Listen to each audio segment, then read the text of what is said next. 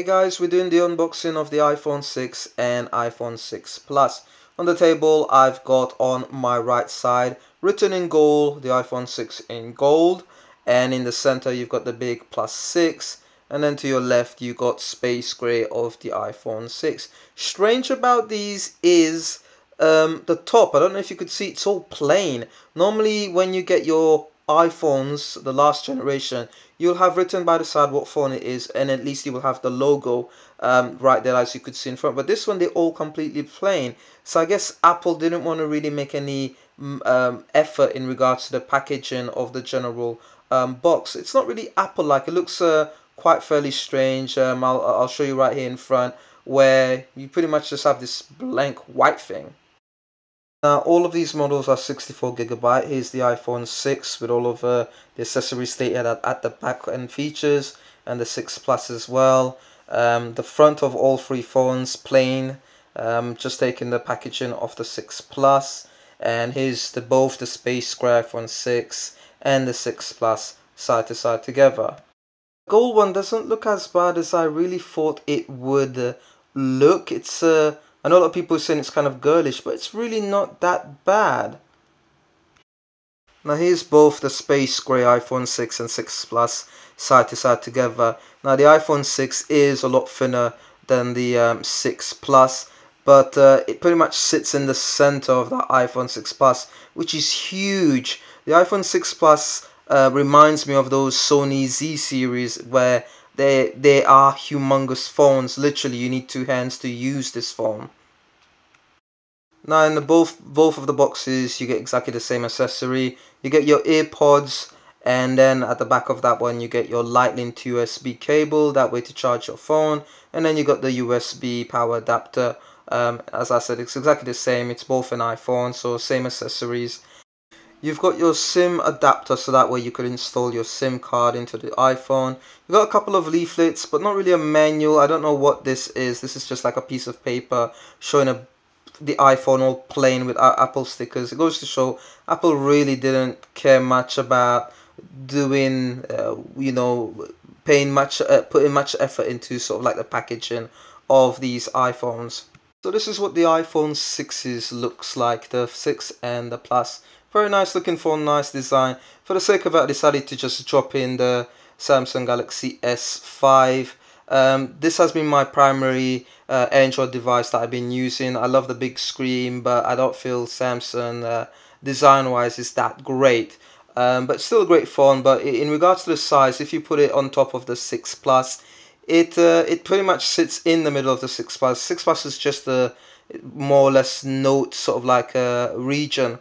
And the 6 with the Galaxy S5 is pretty much same in height. The iPhone 6 is a lot thin, but it does slightly sit inside of the Samsung Galaxy S5. The S5 is slightly wide in width-wise, and just maybe 2 inches, 1 inch high. But the iPhone 6 is a lot more thin. Here's a close-up of the iPhone 6 just to demonstrate to you how thin it is against the Samsung Galaxy S5.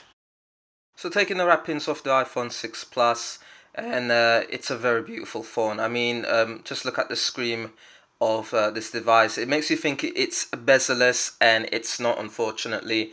The glass pretty much is nice and rounded. Same with the iPhone 6. It feels a lot more comfortable in the hand. I think it's the perfect size, to be quite fairly honest. I'm saying that because once you hold the iPhone 6, every button around the phone seems to just drop into place with your fingers. I mean, your thumb, if you're holding it left-handed, the volume rocker and your mute buttons just fall into place. And even the on and off button, if you use it in the right hand side, everything just seems to perfectly fall in place. So it feels very comfortable. Everything is nicely rounded, and it just sits in your hand. And I think it's a great design, to be quite fairly honest. Now I can't really say the same thing in regards to the 6 Plus. Design is great, but this is a humongous phone, and your whole fingers and everything when holding this phone is just completely out of place. You can't really use this phone as one-handed. Yes, you can hold it, but everything is out of place. I mean, it's meant to be used with two hands. The iPhone 6 Plus feels very comfortable to hold vertically rather than horizontal. I guess the phone is naturally going to be used vertically. Closer look at the buttons and all of the layout. You've got your on and off button, which is going to take some getting used to. You've got your SIM tray input, and then right there by the side you've got this sort of band that sticks out. I really don't like it. I think it's something to do with the NFC, and it's exactly the same there at the bottom. Very horrible. I really don't like it. I wish Apple had blended it a lot more into the space gray. On top, you don't have anything right there on top, but you can see the camera slightly portraying out. The side again, you got that band sort of like blending into the space gray. You also got your mute button, which is slightly thinned down, but you could still gain nice comfortable access to it. You got your volume rockers to put your volume up or down, and then at the back you've got that camera being portrayed out. I'm not really sure how I feel about that. And then you got those dual flush there, and you got the Apple logo as well at the back, so it feels metallic. But it's alright. Underneath you got that, again, sort of like that design that I really don't like. At the bottom of the iPhone you've got your headphone jack input, microphone port, you got your Lightning USB port, and of course you got the speakers. At the bottom, usually where you find the home button, you've got the Touch ID right there, slightly closer to the edge of the iPhone. In front, you've got the earpiece, and then next to that, you've got your HD front-facing camera and HD video recording camera as well. The phone itself, you could see closely how rounded it is. In general, it's a rounded iPhone, from the glass to the side design. Exactly same features you will find on the iPhone 6 Plus and the 6. It's technically a bigger iPhone all around. Here's the sets of the iPhones. You've got the 6 Plus, iPhone 6 in the middle, and you've got the iPhone 5S. So that just gives you an idea of how big the phones are, or you know, how they've upgraded and improved. In general, the iPhone 5S with the 6, this is what it looks like. It sits pretty much in the middle of the iPhone 6, and you could see how the iPhone 6 Plus dwarfs the iPhone. And you know, amazingly, the iPhone 6 Plus is very, very thin.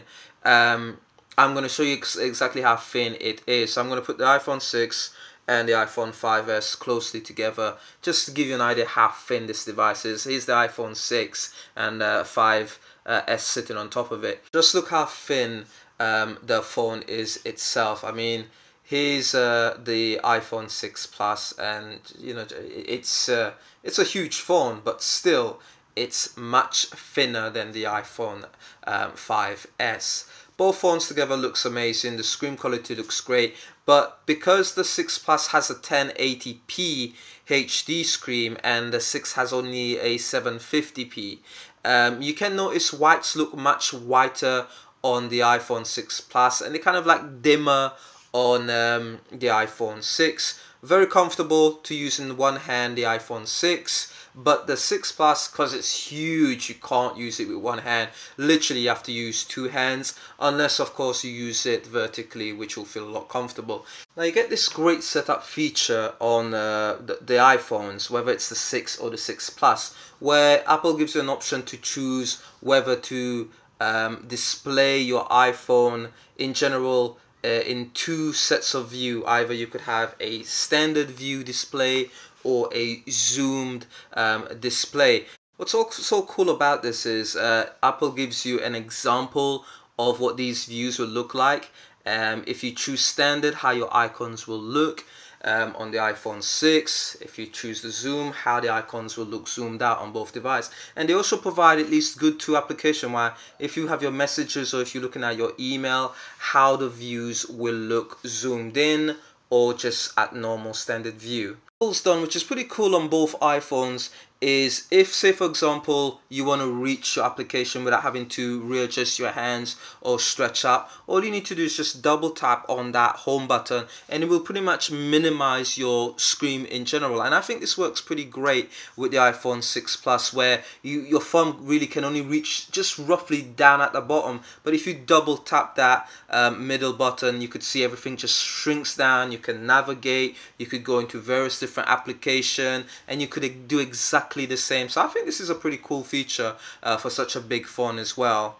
Another great exclusive feature on the iPhone 6 Plus is you could use it in landscape mode. So, you know, your application you could use also in landscape mode, but not all application is taking advantage of that bigger screen. The screen quality I think looks pretty awesome, to be quite fairly honest, with the Retina HD. I mean, to me the best screen display out there, it's either LG or Samsung Galaxy. And the Samsung's tends to be very vibrant in colors, and you know, the quality looks amazing. But side to side here you could see how the iPhone 6's doesn't look pretty bad against it. I mean, I know the display is not ahead of Samsung and everyone else, but it does a pretty good job. Volume wise on the iPhones are pretty loud, but the louder you get, the more muffled they tend to be.